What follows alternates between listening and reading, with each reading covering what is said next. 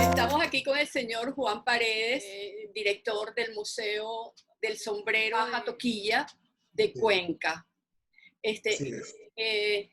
Yo creo que primero quiero saber cuándo se inicia y en qué lugar aparece, en qué lugar se crea por primera vez. Bueno, primeramente, gracias por tu interés. A tu pregunta, Nancy, a ver, el sombrero tiene una historia enorme, gigantesca. Se habla de miles de años, ¿sí?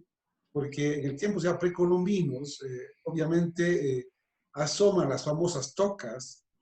Tenemos en la cultura machalilla, que básicamente se asentó en la provincia de Manabí, Manta, toda esa zona de la provincia de Manabí.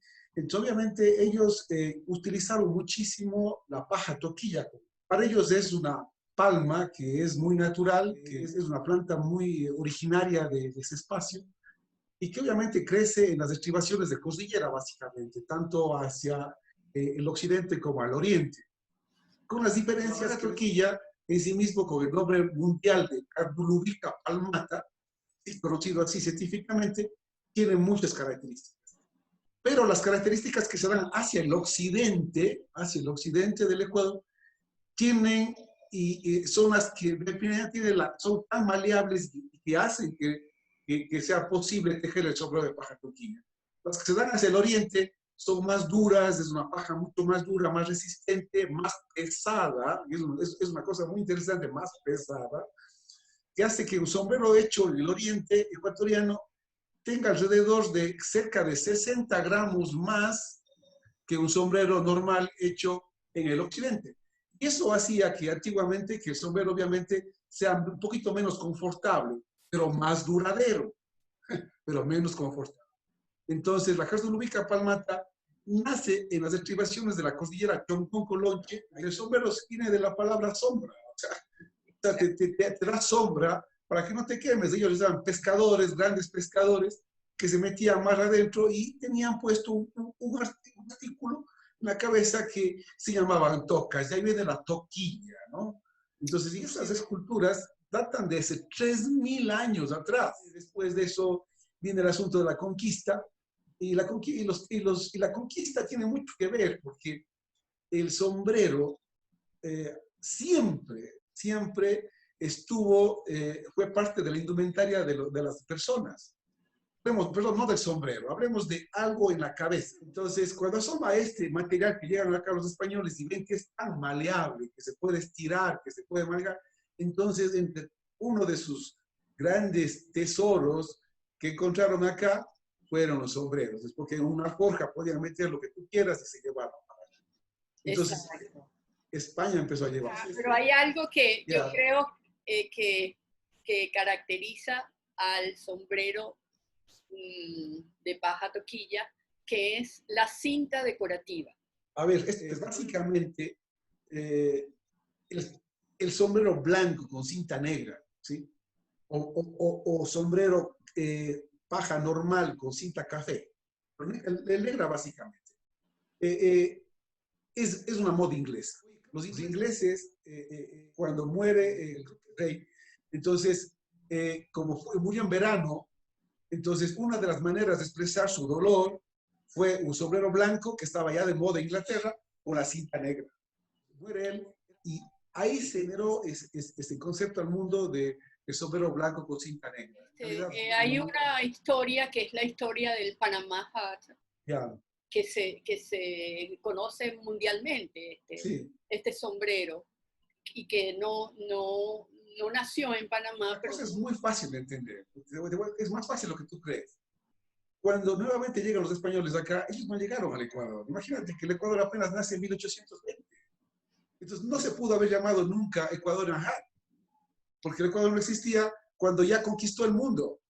Estás hablando 200 años después, literalmente, de haber conquistado el mundo, el sombrero por su maleabilidad y por su cosa. Entonces, obviamente, toma el nombre del puerto de salida hacia Europa. El puerto de salida hasta 1910, que se construyó el canal de Panamá, todo salía de Panamá. Es un producto que conquistó el mundo.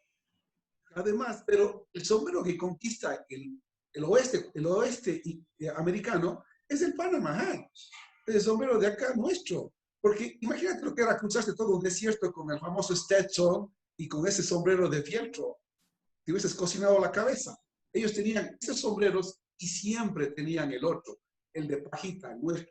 ¿Sí? No, bueno, también me gustaría saber, ya con el sombrero, ¿cuántos tipos de sombrero hay, por ejemplo, en el Museo del Sombrero de Paja de Toquilla? Bueno, o sea, a ver, la cosa ahí va un poco para tipos de tejido más bien. Los tipos de tejido, sí. Okay. Eso es más fácil, porque el tejido es como la tela, ¿no? O sea, tú tienes la tela, y como es tan maleable, tú puedes hacer un montón de modelos. O sea, los modelos son infinitos, o sea, en realidad, o sea, no hay más allá de 10, 15 tejidos. El más vendido, el más fino del mundo se llama el tejido cuenca, ¿sí? O llano, tejido llano o cuenca. Ese es el, si tú vas a encontrar el sombrero más caro del mundo, va a tener ese tejido, llano o cuenca. Te explico rapidísimo, la trama en mis dedos, la trama. El cuenca tiene, la paja va cruzándose 1, 2, 1, 2, 1, 2 permanentemente, 1, 2, 1, 2 permanentemente. ¿Sí me entiendes? La trama, ya, la trama siempre va a ser una paja sobre dos, una paja sobre dos, una paja sobre dos. ¿Sí? Entonces, esa es la trama que hace el sombrero, que llega a ser el sombrero más caro del mundo. La otra, que es más vendido, se llama brisa o chulla. El brisa o chulla tiene la trama 1 sobre 1, 1, 1, 1, 1, 1, 1, 1, ¿sí?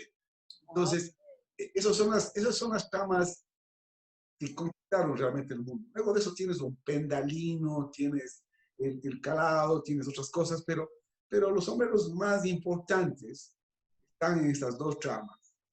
Muchas veces se combinan las tramas también. Una parte es brisa, otra parte es cuenca o llano, pero si tú quieres hablar ya del genuino, digamos, del más caro, el que posiblemente esté en el MoMA, es del llano, ¿no? Y que el mundo a través de ti sepa lo que es esto. Decimos que el sombrero el nuestro, el ecuatoriano, el de paja toquilla, tiene pasaporte mundial. Porque definitivamente, aparte de ser un custodio de tus sueños, ¿sí? Porque el sombrero es custodio de tus sueños, porque el sombrero de tu esposo es custodio de sus sueños, y cualquier sombrero o cualquier artículo que pones en la cabeza, ¿sí? Claro. Es custodio de tus sueños y tus anhelos. ¿Cómo identifico yo un sombrero de paja toquilla sin siquiera tocarlo? Ya. Entonces, fíjate, te das cuenta, es un tema, la importancia del certificado de origen, ¿sí? El certificado de origen. Y eso generaba la Cámara de Comercio de las diferentes ciudades del Ecuador, pero básicamente la de Cuenca, que fue siempre quien exportó sombreros. Paper Panama es made in China, o sea, es un sombrero muy parecido y en algunos casos hasta más bonito que el nuestro. Existen los sombreros colombianos también. Los colombianos en la parte baja de Colombia llevan la fibra del Ecuador, llevan nuestra fibra en la zona de Sandoná y hacen un sombrero. Un sombrero es mucho más rústico que el nuestro. Y ese sombrero se conoce porque el pupo, el inicio del sombrero, por ejemplo, el sombrero nuestro, este es un sombrero nuestro, ¿no? Entonces, no sé si ves, pero esto siempre tiene como un circulito aquí, tiene un círculo. Comienza con 8 pajas siempre, aquí esto. Y son círculos.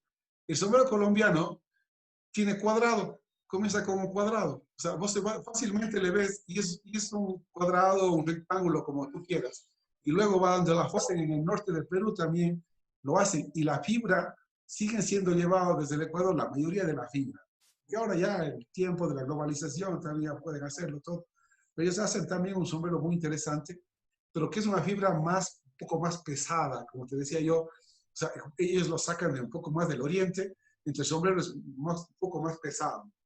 Entonces, ese certificado de origen te da a vos una idea de dónde es y por qué estamos acá.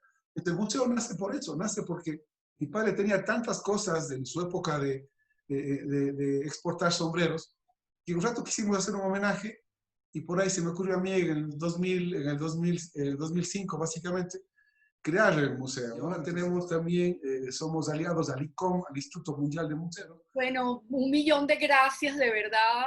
Me siento muy halagada de que nos hayas concedido esta entrevista y para mí se aclararon muchísimas cosas. Claro. No, ya dejé esos mitos que tenía, que leo por allí. No, no.